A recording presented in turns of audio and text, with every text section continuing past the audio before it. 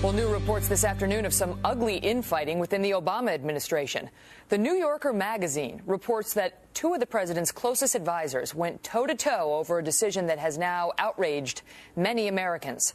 Reporting that White House Chief of Staff Rahm Emanuel vehemently opposed the decision by Attorney General Eric Holder to try self-confessed 9/11 mastermind Khalid Sheikh Mohammed in a New York City federal court. Emanuel did not want that, and vowed, Emanuel did, according to this magazine, that Eric Holder would get the blame if that decision alienated some in Congress. Indeed, it has.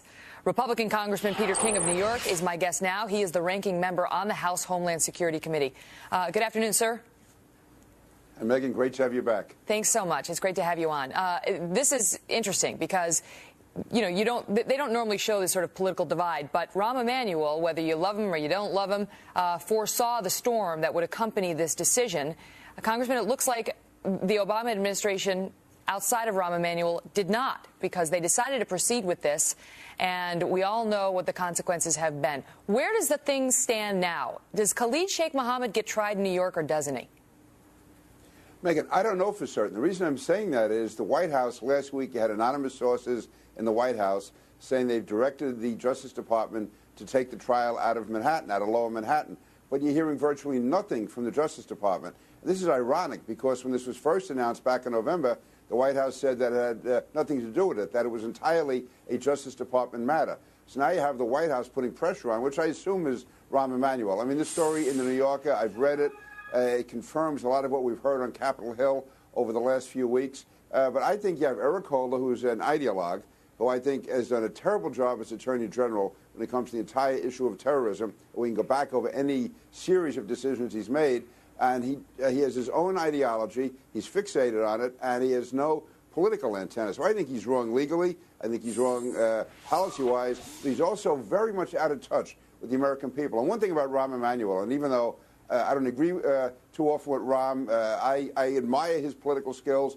He apparently was able to see early on how this would be so unpopular and cause such a backlash from the American people. And he's supposed to have the president's back, essentially. He's the chief of staff. He's supposed to make sure the president doesn't get embarrassed, among other things, and fought against this, foreseeing that it would upset many, including, in particular, according to the New Yorker, Lindsey Graham, whose support the White House needs and wants to close Gitmo and take care of the detainees and get them, settled outside of Guantanamo Bay. He foresaw that it would upset Graham, among others, and argued against it. But, Congressman, let me ask you this. Ultimately, the decision here, would it not have rested with the president? I mean, can Eric Holder just say, we're going to do it in New York on a decision this big, do you think, without running that by the commander-in-chief? If he did, then it's a real dereliction of duty by the president. And it's really time for the president to step up here. I mean, this has far more than just legal consequences as to where the trial is held. It has extraordinary diplomatic consequences. It has consequences all over the world. The president of the United States, as commander-in-chief, has to be in charge of this. This is part of the war against terrorism. So if he did allow Eric Holder to make the decision, then that's a real dereliction by the president.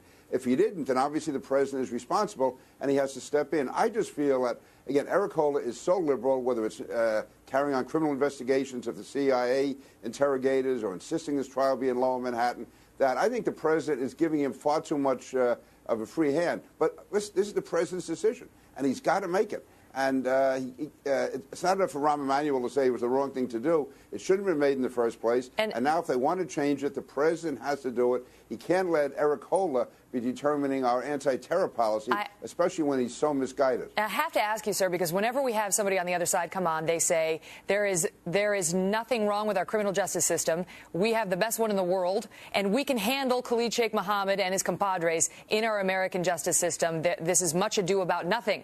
Your response? No, first of all, this is very, very important. Listen, we could probably convict him in the federal court. This isn't a question of conviction. It's the precedent we're going to set. Are we going to be putting terrorists into the criminal justice system, which makes it much harder to get information from them, intelligence from them? And again, I go back to Lindsey Graham's question of Eric Holder at the hearing back in November. If